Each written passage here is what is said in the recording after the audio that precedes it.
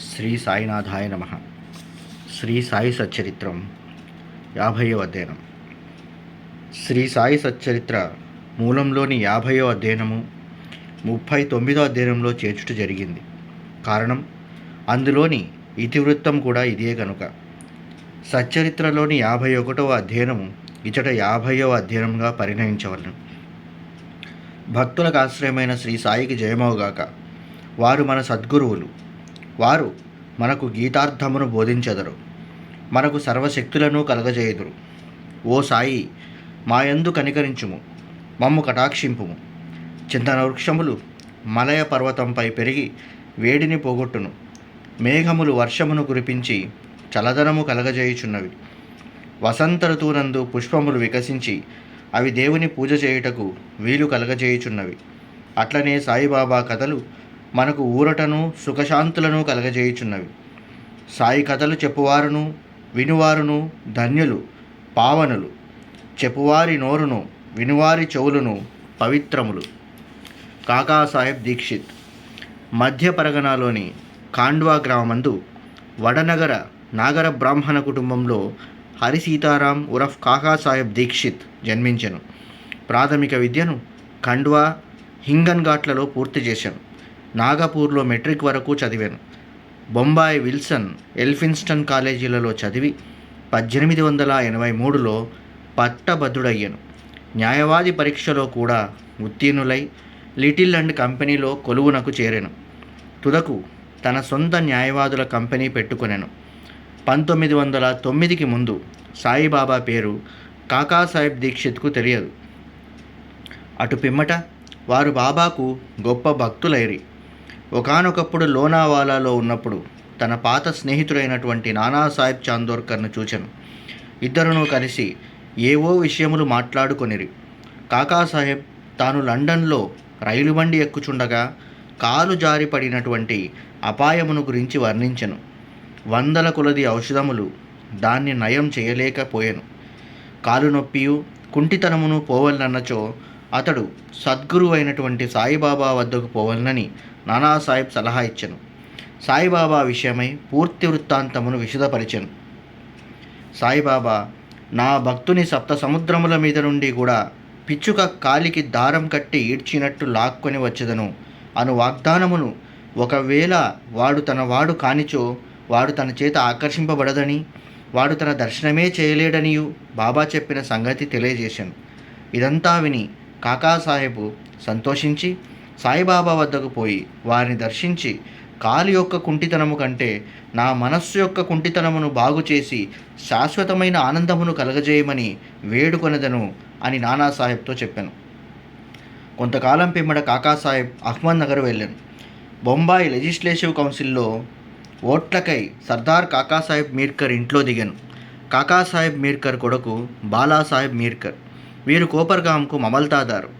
వీరు కూడా గుర్రపు ప్రదర్శన సందర్భంలో అహ్మద్ నగర్ వచ్చి ఉండిరి. ఎలక్షన్ పూర్తయిన పిమ్మట కాకాసాహెబ్ షిరిడీకి పోవ నిశ్చయించుకునేను. మీర్కర్ తండ్రి కొడుకులు వీరిని ఎవరి వెంట షిరిడీకి పంపవలను అని ఆలోచించుచూ ఉండిరి. షిరిడీలో సాయిబాబా వీరిని ఆహ్వానించడానికి సిద్ధంగా ఉండెను. అహ్మద్ నగర్లో ఉన్నటువంటి శ్యామా మామగారు తన భార్య ఆరోగ్యం బాగా లేదనియు శ్యామాను తన భార్యతో కూడా రావాల్సిందని టెలిగ్రామ్ ఇచ్చిరి. బాబా ఆజ్ఞను పొంది శ్యామ అహ్మద్ నగర్ చేరి తన అత్తగారిని కొంచెం నయముగా ఉన్నదని తెలుసుకున్నాను. మార్గంలో గుర్రపు ప్రదర్శనకు పోవుచున్న నానాసాహెబ్ పాన్సే, అప్పాసాహెబ్ గద్రే శ్యామాను కలిసి మీర్కర్ ఇంటికి పోయి కాకాసాహెబ్ దీక్షితుని కలిసి వారిని షిరిడీకి తీసుకుని వెళ్ళమనిరి. కాకాసాహెబ్ దీక్షితుకు మీర్కర్లకు శ్యామ అహ్మద్ నగర్ వచ్చిన విషయం తెలియజేసిరి. సాయంకాలం శ్యామ మీర్కర్ల వద్దకు పోయాను. వారు శ్యామకు కాకాసాహెబ్ దీక్షిత్తో పరిచయం కలగజేసిరి. శ్యామ కాకాసాహెబ్ దీక్షిత్తో కోపర్గాంకు ఆనాటి రాత్రి 10 గంటల రైలులో పోవాలని నిశ్చయించిరి. ఇది నిశ్చయించిన వెంటనే ఒక వింత జరిగాను. బాబా యొక్క పెద్ద పటం మీద తెరను బాలాసాహెబ్ మీర్కర్ తీసి దాన్ని కాకాసాహెబ్ దీక్షిత్కు చూపాను. కాకాసాహెబ్ షిరిడీకి పోయి ఎవరినైతే దర్శించవలనని నిశ్చయించుకొనెనో వారే పటము రూపంలో అచట తనను ఆశీర్వదించుటకు సిద్ధంగా ఉన్నట్లు తెలిసి అతడు మిక్కిలి ఆశ్చర్యపడెను. ఈ పెద్ద పటం మేఘశ్యామునిది. దానిపైన అద్దం పగిలినందువల్ల అతడు దానికి ఇంకొక అద్దం వేయుటకు మీర్కర్ల వద్దకు పంపెను. చేయవలసిన మరమ్మత్తు పూర్తి చేసి ఆ పటమును కాకాసాహెబ్ శ్యామల ద్వారా షిరిడీకి పంపుటకు నిశ్చయించింది. 10 గంటల లోపల స్టేషన్కు పోయి టికెట్ కొనిరి. బండి రాగా సెకండ్ క్లాసు కిక్కిరిసి ఉంట చేత వారికి జాగా లేకుండెను. అదృష్టవశాత్తు గార్డు కాకాసాహెబ్ స్నేహితుడు. అతడు వారిని ఫస్ట్ క్లాసులో కూర్చుండబెట్టెను. వారు సౌఖ్యంగా ప్రయాణం చేసి కోపర్గాంలో దిగిరి. బండి దిగగానే షిరిడీకి పోవుటకు సిద్ధంగా ఉన్న నానాసాహెబ్ చాందోర్కర్ను చూచి మిక్కిలి ఆనందించిరి. కాకాసాహెబ్ నానాసాహెబ్ కౌగిలించుకొనిరి. వారు గోదావరిలో స్నానం చేసిన పిమ్మట షిరిడీకి బయలుదేరి షిరిడీ చేరి బాబా దర్శనం చేయగా కాకాసాహెబ్ మనస్సు కరిగెను. కండ్లు ఆనంద బాష్పములచే నిండెను. అతడు ఆనందంచే పొంగి పొరలుచుండెను. బాబా కూడా వారి కొరకు తాము కనిపెట్టుకుని ఉన్నట్లు వారిని తోడ్కొని వచ్చుటకై శ్యామాను పంపినట్లు తెలియజేశాను. పిమ్మట కాకాసాహెబ్ బాబాతో ఎన్నో సంవత్సరములు సంతోషంగా గడిపాను. షిరిడీలో ఒక వాడాను కట్టి దాన్నే తన నివాస స్థలంగా చేసుకొనెను. అతడు బాబా వల్ల పొందిన అనుభవములు లెక్కలేనన్ని గలవు. వాటినన్నిటినీ ఇచ్చట పేర్కొనలేము. ఈ కథను ఒక విషయముతో ముగించెదము. బాబా కాకాసాహెబ్తో అంత్యకాలమున నిన్ను విమానంలో తీసుకొని పోయేదను అన్న వాగ్దానం సత్యమైంది. 1926 సంవత్సరంలో జూలై 5వ తేదీన అతడు హేమాడ్ పంత్తో రైలు ప్రయాణం చేయుచు బాబా విషయం మాట్లాడుచు సాయిబాబా యందు మనస్సు లీనం చేసెను. ఉన్నట్లుండి తన శిరమును హేమాడ్ పంత్ భుజంపై వాల్చి ఏ బాధ లేక ఎట్టి చికాకు పొందక ప్రాణములు విడిచెను. శ్రీ టెంబెస్వామి. యోగులు ఒకరినొకరు అన్నదమ్ముల వలె ప్రేమించుకొనెదరు. ఒకానొకప్పుడు శ్రీ వాసుదేవానంద సరస్వతి స్వాముల వారు టెంబెస్వామి రాజమండ్రిలో మకాన్ చేసిరి.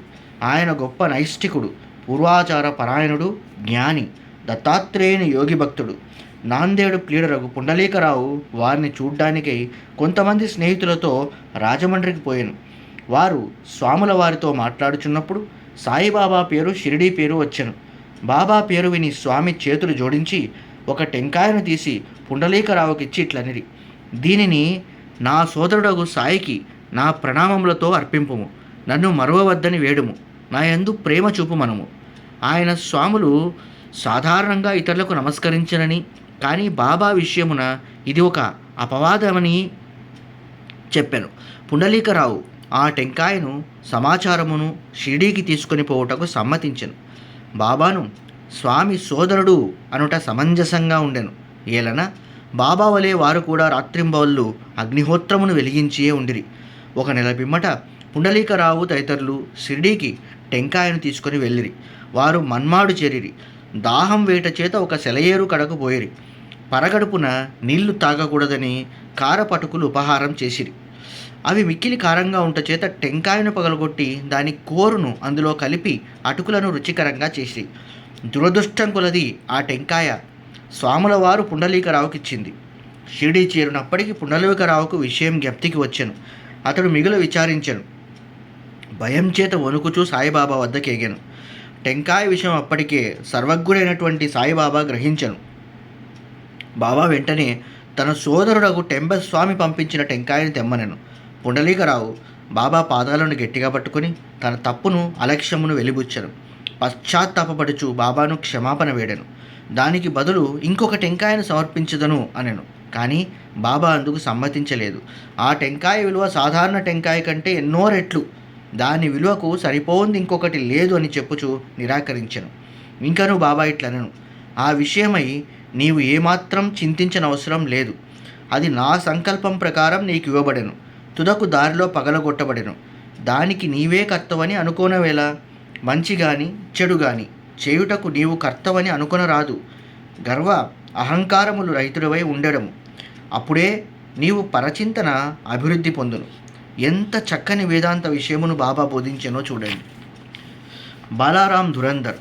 బొంబాయికి దగ్గరున్నటువంటి శాంతాక్రజ్లో పఠారే ప్రభు జాతికి చెందినటువంటి బలారాం ధురంధర్ అనువారు ఉండిరి.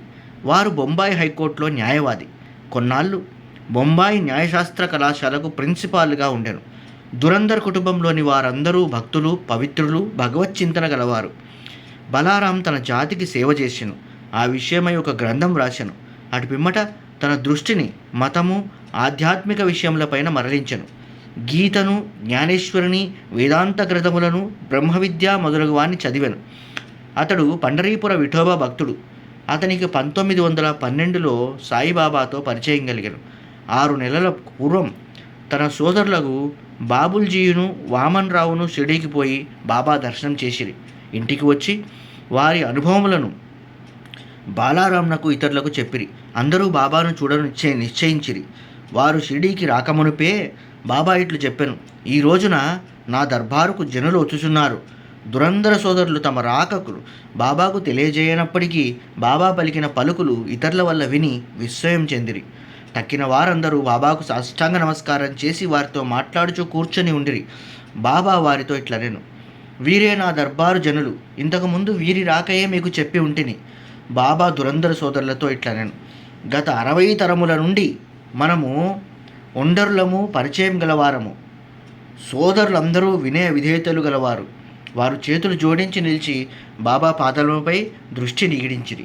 సాత్విక భావములు అనగా కండ్ల నుండి నీరు కారుట, రోమాంచము, వెక్కుట, గొంతుక ఆర్చుకొని పోవుట మొదలగు వారి మనస్సును కరిగించెను. వారు చాలా ఆనందించిరి. భోజనానంతరము కొంత విశ్రమించి తిరిగి మసీదుకు వచ్చిరి.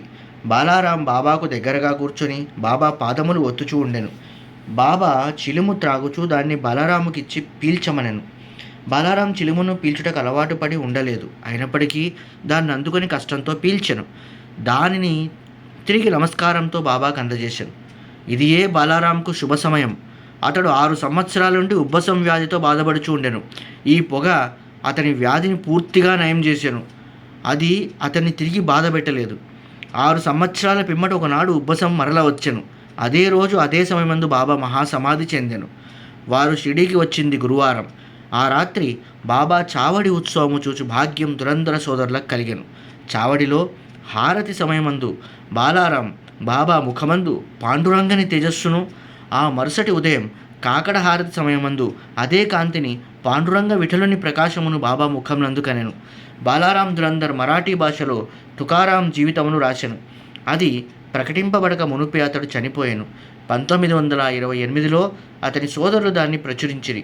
అందు బాలారాం జీవితము ప్రప్రథమమున వ్రాయబడెను. అందులో వారు షిరిడీకి వచ్చిన విషయం చెప్పబడి ఉన్నది. 50వ అధ్యయనం సంపూర్ణం. సద్గురు శ్రీ సాయినాథార్పణమస్తు. శుభం భవతు. జై గురుదత్త. శ్రీపాదరాజం శరణం ప్రపద్యే.